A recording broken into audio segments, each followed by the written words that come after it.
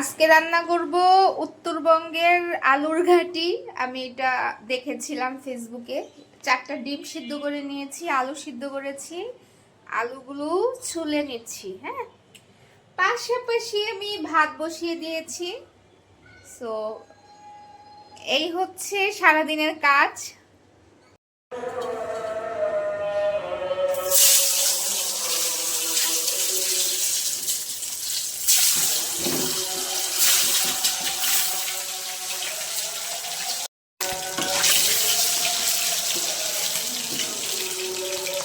এই তেলটার মধ্যে, ডিম ভাজার তেলটার মধ্যে আলুগুলা দিয়ে দিচ্ছি। এখন আলুটা একটু সুন্দর করে ভাজা ভাজা করে নিব, তারপরে দেখবেন তরকারির মজাটাই আলাদা চেঞ্জ হয়ে যায়।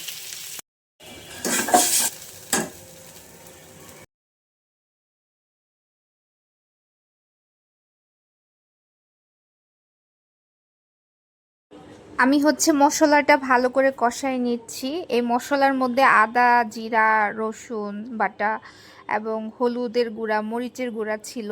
এত সুন্দর গ্রান বের হয়েছে। তো আপনারা দেখেন কষানোর ফলে তরকারি।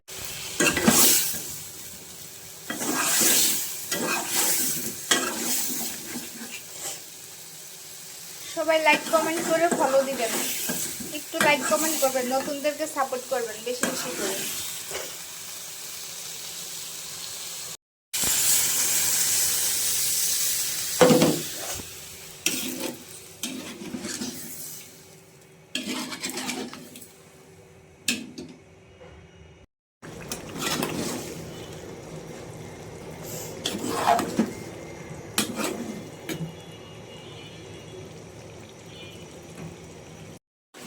আমার মতো কারা কারা আছেন যে রান্না বান্না শেষে একদম পাকঘর ধুয়ে মুছে একদম ক্লিন করে রেখে দেন?